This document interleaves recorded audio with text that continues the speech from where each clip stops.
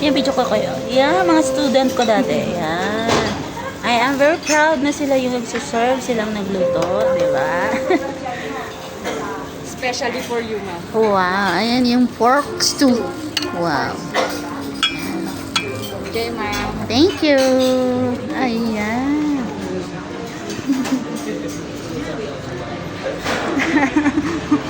Vlog ito, vlog.